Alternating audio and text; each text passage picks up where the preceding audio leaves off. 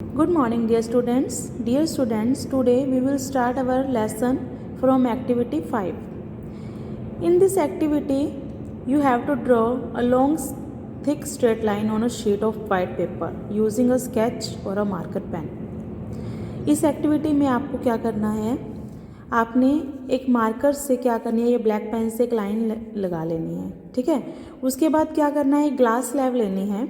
Glass slab जो है उस लाइन के ऊपर रख के देखना है। उसके अपोजिट साइड से आपने देखना है कि वो लाइन कहाँ पे शो कर रही है आपको, ठीक है। उस लाइन में क्या डेविएशन आई है। वैसे तो वो सीधी थी, ग्लास ऊपर रखने से वो लाइन आपको क्या बेंड की हुई दिखाई देगी। फिर आपने जितनी बेंड होती हुई दिखाई दे रही है, आपने उसको पेंसिल से उतनी ही मार्क कर लेनी है, ठीक है। उसके बाद शीट को आपने उठा देना है। उठाने के बाद अगेन आपको देखना है कि जो रे है वो सीधी है या फिर उसकी बेंड हुई है, उसमें कोई चेंज हुआ है, ठीक है। ये है आपकी एक्टिविटी 5।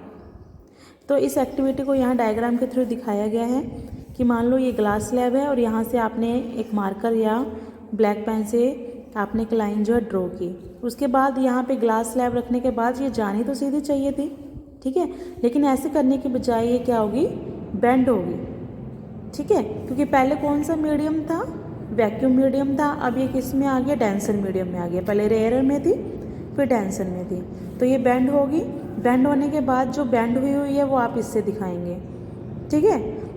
अगेन जब आप वो शीट हटा देंगे तब वो कैसे करेगी, तब वो दोबारा डेंसर से किस में आ जाएगी, रेयर में आ जाएगी, ठीक है। तो वो दोबारा वो किधर हो जाएगी, इधर वाली साइड बेंड हो जाएगी। देखो जब पहले किस में थी, रेयर में थी, फिर डेंसर में आ गई। डेंसर में आने के बाद दोबारा रेयर मीडियम में आएगी, वैक्यूम मीडियम में। तो तीनों मीडियम अलग अलग है, तो ये क्या हो जाएंगी, चेंज हो जाएंगी तीनों, ठीक है। तो इसमें यही कहा गया है कि the final reflected ray R S is parallel to the incident ray. जो ये वाली फाइनल आर एस रे होगी, देखो जो ऊपर वाली रे हमने शुरू से डाली जो पेंसिल के साथ की थी वो थी इंसिडेंट रे। इंसिडेंट रे के बाद जब ग्लास स्लैब आपने यूज़ की, जो रिफ्लेक्ट होगी वो साइड में होगी, पाथ चेंज हो गया, उसको बोलते हैं रिफ्लेक्टेड रे। उसके बाद जो लास्ट रे आपके दोबारा डेंसर मीडियम से रेयर मीडियम में जाएगी तो उसको बोलेंगे इमर्जेंट रे, ठीक है। जो रिफ्लेक्टेड रे है, फाइनल रिफ्लेक्टेड रे थी जो आर एस रे, ये क्या है, पैरेलल है इंसिडेंट रे के। इस पी क्यू के ये वाली क्या होगी, दोनों आपस में पैरेलल होगी क्योंकि मीडियम भी सेम है, ठीक है। उसके बाद the incident ray P Q bends its path and moves along the direction M N. जो पी क्यू थी अपने पाथ से बेंड होगी और किधर वाली तरफ मुड़गी, वो बेंड होगी एम एन, ठीक है, with in the glass slab. तो इसकी ऑब्जर्वेशन के थ्रू हमें कुछ डेफिनेशन आपको बतानी है। जो इनिशियल रे है पी क्यू, जो पी क्यू थी जो हमने स्टार्टिंग में ड्रॉ की थी, तो वो क्या है, इंसिडेंट रे, उसको क्या बोलते हैं, इंसिडेंट रे। नेक्स्ट जो रे है एम एन, जो रिफ्लेक्टेड रे है, जो रिफ्लेक्ट होगी, नॉर्मल की तरफ बेंड होगी, तो वो कौन सी है, रिफ्लेक्टेड रे। जो फाइनल रे है R S, coming out of the glass slab, जो ग्लास स्लैब के बाद आ रही है आर एस, है ना, वो कौन सी होगी, इमर्जेंट रे। तो 3 होगी, incident ray, reflected ray and emergent रे। ये पहले जो है वैक्यूम से सीधी आ रही थी, फिर किस में गई, ग्लास स्लैब से। जो ग्लास स्लैब से आ रही है वो होगी इमर्जेंट रे, ठीक है। The angle between the reflected ray M N and the normal at the point of incidence is known as the angle of reflection. जो एंगल बनता है रेज के साथ एम एन जो है, इसमें जो एंगल बन रहा है, the angle between the incident ray P Q and the normal at the point of incidence M, है ना, जो एंगल बन रहा है उसको बोलते हैं एंगल ऑफ इंसिडेंस। ये जो रे हमारी स्टार्टिंग रे आई है इंसिडेंट रे, और ये हमारा नॉर्मल है, इन दोनों में जो एंगल बन रहा है वो कौन सा एंगल है, angle of incidence, that is angle I. Next the angle between the reflected ray M N and normal at the point of incidence. Reflected ray ये वाली है और नॉर्मल हमारा ये है, ये इन दोनों के साथ जो एंगल बन रहा है वो एंगल कौन सा है, angle R, that is angle of refraction, ठीक है। और जो एंगल ऑफ रिफ्रैक्शन है और जो एंगल ऑफ इंसिडेंस हैं, ये जो है हमेशा क्या होते हैं, इक्वल होते हैं। The angle M N T that is R dash जो एंगल ये है R dash and angle T N R that is E, ये वाला है ना। Similarly the angle of incidence and reflection, ठीक है, ये और ये दोनों आपस में क्या होंगे, सेम होंगे। Angle of incidence and angle of refraction ये हमेशा क्या होते हैं, आपस में इक्वल होते हैं, ठीक है। The angles of incidence and refraction respectively at the face C D of glass slab, it turns out that is angle E is equal to angle I, ठीक है। ये थी एक्टिविटी। इस एक्टिविटी के बेस पे आपको ये डेफिनेशन बताई गई हैं। ये एक्टिविटी करने का मोटिव ही यही था कि आपको ये तीनों डेफिनेशन समझ आ जाए कि इंसिडेंट रे कौन सी होती है, रिफ्रैक्टेड रे कौन सी होती है और इमर्जेंट रे कौन सी होती है। Next is well known as glass prism. Prism जो है ये क्या होता है, ट्रांसपेरेंट मटेरियल होता है जिसमें टू जो हैं plane surface inclined at an angle. A prism is a piece of transparent material bounded by two plane surfaces inclined at an angle. इसमें क्या होती हैं, ट्रांसपेरेंट मटेरियल होता है जो दो प्लेन सरफेस से क्या होता है, जॉइन हुआ होता है किसी एंगल पे, ठीक है। प्रिज्म जो है 3 ट्रायंगुलर फेस आपस में जुड़े होते हैं। प्रिज्म के 3 ट्रायंगुलर फेस होते हैं, जैसे 1 इधर है, सेकंड इधर होगा एंड थर्ड 1 इधर होगा। 3 ट्रायंगुलर फेसेस जो है प्रिज्म में होते हैं। In 1686 sir Isaac Newton did his well known experiments on passage of white light through a glass prism. 1686 में जो न्यूटन थे, है ना, जो वेल नोन पर्सन है न्यूटन, आप सभी जानते हैं। जो न्यूटन थे उन्होंने एक्सपेरिमेंट किया वाइट लाइट के साथ। उन्होंने वाइट लाइट जैसे जो हमारी वाइट लाइट है, ठीक है, उस लाइट को किस में से पास किया, प्रिज्म में से। ही मेड नैरो पेंसिल, मतलब बिल्कुल बारीक सी जितनी हमारी पेंसिल होती है उतनी लाइट उसने फॉल की प्रिज्म के ऊपर, उन्होंने वो लाइट डाली, ठीक है। वो क्या होगी, वो लाइट रिसीव होगी जब वाइट उस पर पेपर पे साइड में एक वाइट पेपर रख लिया, ठीक है। मान लो ये वाइट इधर पेपर है, यहाँ प्रिज्म रख दिया। ये वाइट पेपर क्यों लिया, ताकि जो लाइट बीच में से इन्होंने यहाँ पे फोल्ड की डाली वो इधर दिख जाए सारे कलर कि जो भी स्कैटर्ड हुए थे, ठीक है। तो उन्होंने क्या देखा, डाली तो वाइट लाइट थी लेकिन जो कलर्स थे वो 7 दिखने लगे साइड में। प्रिज्म के बीच में से जब उन्होंने लाइट पास की तो वाइट पेपर के ऊपर 7 कलर्स उनको जो है स्कैटर्ड हुए दिखाई दिए, जिसमें से कौन कौन से कलर्स थे, violet, indigo, blue, green, yellow, orange and red. तो ये कलर्स हमें रेनबो में भी दिखते हैं, है ना, जब इंद्रधनुष बनता है बारिश में, रेनी डेज में, तो वो भी क्या होता है, 7 कलर्स का बना होता है जिसको रेनबो बोलते हैं। तो उसी की तरह लाइक दिस रेनबो, उसने क्या देखा कि 7 कलर्स जो है वाइट, जो डाली वाइट लाइट थी लेकिन वो स्कैटर्ड हो गए 7 कलर्स, वो किस में डिस्ट्रीब्यूट होगी, 7 कलर्स में डिस्ट्रीब्यूट होगी, ठीक है।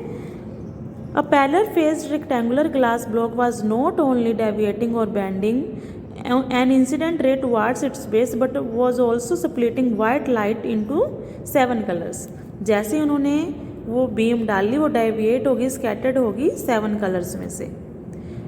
इस फिनोमिना को क्या बोलते हैं, डिस्पर्जन ऑफ लाइट। जो वाइट लाइट जो है प्रिज्म जो उसमें एंटर की थी वो स्प्लिट होगी 7 कलर्स में।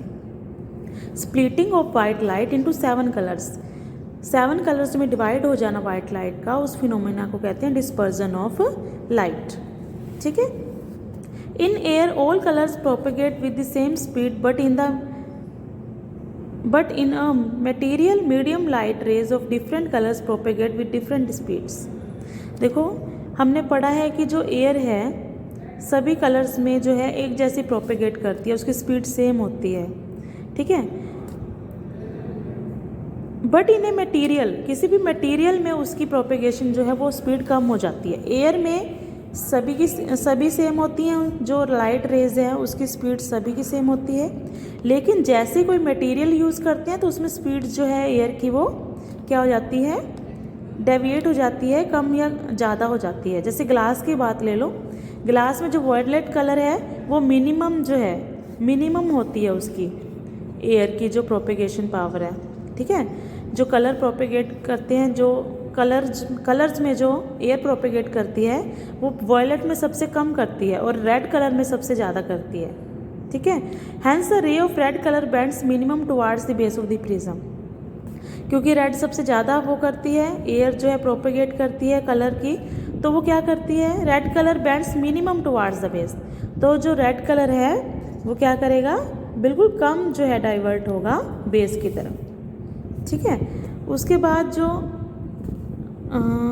While the ray of violet colour bends the maximum, जो वॉयलेट कलर है वो क्या करेगा, सबसे ज़्यादा मैक्सिमम डाइवर्ट करेगा, रेड जो है कम करेगा और जो वॉयलेट है वो ज़्यादा करेगा। This results in white lighting getting split into 7 colours. देखो वरना तो सभी एक जगह इकट्ठे हो जाते हैं 7 कलर्स, ये अलग अलग क्यों दिख रहे हैं, क्योंकि मटेरियल में जो है प्रोपेगेशन पावर जो है एयर की वो कम ज़्यादा हो जाती है, तभी वो अलग अलग दिख रहे हैं। अगर अलग अलग ना दिखते, मटेरियल में ना चेंज होते तो वो सभी एक जगह इकट्ठे हो जाते, तभी जो है बेंडिंग रेड की जो है वो कम है और वॉयलेट की मैक्सिमम है, जिससे कि वाइट लाइट जो है गेटिंग स्प्लिट वो 7 कलर्स में स्प्लिट हो जाती है from red to violet, red से लेके वॉयलेट में, सभी के अलग अलग है तभी अलग अलग वो सभी दिखाई देंगे। सभी की प्रोपेगेशन जो है एयर की हवा में जो है कलर्स की प्रोपेगेशन अलग अलग है मटेरियल की वजह से, तो सभी अलग अलग आपको ये शो होंगे। आप इसका एक्सपेरिमेंट कर सकते हैं, प्रिज्म लेके लाइट उसमें डालिए, कोई किसी भी टॉर्च से डाल लें, तो साइड में एक वाइट पेपर ले लें, उसके ऊपर वो फोल्ड करके देखेंगे लाइट, तो उसमें बहुत सारे कलर्स आपको दिखाई देंगे, ठीक है। एक्टिविटी 6 में कहा गया प्लेन मिरर ले लीजिए स्टेबल साइज का, place it in a bowl और स्टोन इन द फिगर। इसको क्या कर लें, एक बाउल में लगा लें, जैसे कि आपको कहाँ दिखाया गया है, इस फिगर में दिखाया गया है। उस बाउल को पेपर से क्या कर दें, पानी से भर दें। Put this arrangement near a window in A such A way the direct sunlight falls on the mirror. इस तरह कीजिए कि मिरर के ऊपर डायरेक्ट सनलाइट आए आपकी, ठीक है। जो बाउल में आपने क्या लगाया था, पेपर लगाया था, प्लेन मिरर लिया साइज़ का, सुटेबल साइज़ का, उसको कहाँ रख दिया, बाउल में रख दिया, ठीक है। उसको पानी से भर दिया, बाउल को पानी से भरने के बाद आपने उसको एक ऐसी जगह रखना है जहाँ पे आपको वो सनलाइट बिल्कुल सीधी पड़े, उसकी पोजीशन इस तरह आपने एडजस्ट करनी है, सनलाइट हो उस मिरर पे आपके बिल्कुल डायरेक्ट पड़े। आप क्या ऑब्जर्व करेंगे, ऑब्जर्व करेंगे कि वाटर और जो मिरर का कॉम्बिनेशन है वो एक प्रिज्म की तरह एक्ट कर रहा है, ठीक है। आपको एक कलर्स दिखाई देंगे, डिस्पर्जन ऑफ लाइट बोलते हैं जिसको अपन, है ना, उस फिनोमिना को, वो कलर्स आपको यहाँ से लाइट आ रही है, वो कलर्स आपको उस दीवार के ऊपर आपको शो होंगे, ठीक है। तो एक प्रिज्म का काम करेगा वो जो भी आपने किया। ये था आपका प्रिज्म के ऊपर जो बेस थी एक्टिविटी वो। Next rainbow, a natural effect of dispersion. देखो प्रिज्म तो हम एक्सपेरिमेंटली करते हैं तो हमें कलर्स शो होते हैं, लेकिन जो रेनबो है ये हमें after rainy season, after rainy day, है ना, हमें ये शो हो जाएगा। और आपने बहुत जने ऐसे होंगे, बहुत लोग बच्चे स्टूडेंट्स ऐसे होंगे जिन्होंने इसको देखा होगा, उसकी ब्यूटी ऑफ एन्जॉय आपने हमेशा इसको, आपको बड़ी क्या एक्साइटिंग करती होगी जब ये रेनबो बनता है। When do we observe a rainbow? We get a rainbow if the sun comes out or shines after rainfall. ये कब दिखेगा, अगर बारिश होगी या उसके बाद धूप आए, क्योंकि सन का होना ज़रूरी है। देखो ये जो इसकी बूंदें हैं, बारिश की बूंदें, वो प्रिज्म का काम करेंगी और जो सनलाइट है वो लाइट बीम का काम करेगी, तो दोनों का आना ज़रूरी है। जो ड्रॉप्स हैं वो सस्पेंडेड हैं, जो क्या करेंगी, वो सनलाइट ऊपर जैसे ही पड़ेगी तो वो ग्लास प्रिज्म की तरह काम करेंगे, जिससे कि न्यूटन के एक्सपेरिमेंट के अकॉर्डिंग उसमें कलर्स बन जाएंगे 7, स्कैटर हो जाएगी वो बूंदों में जो भी पानी था, ठीक है, वो बीम, जो सनलाइट की जो बीम थी वो स्कैटर कर देगी उन 7 कलर्स में। जैसे सेम केस है जैसे हमने यहाँ किया है, ये शॉर्ट लेवल पे है, ये लार्ज लेवल पे है, ठीक है। Rainbow is the natural phenomena associated with dispersion of sunlight. ये वो नेचुरल फिनोमिना है जो सनलाइट के साथ हमें शो होता है, ठीक है। तो आपने इनको जो अच्छी तरह डिस्कस करना है, इनको अच्छी तरह समझना है, एंगल्स को अच्छी तरह देखना है, रेस के बारे में समझना है, प्रिज्म के बारे में अच्छी तरह देखना है, ठीक है, एंड रेनबो के बारे में। Thank you.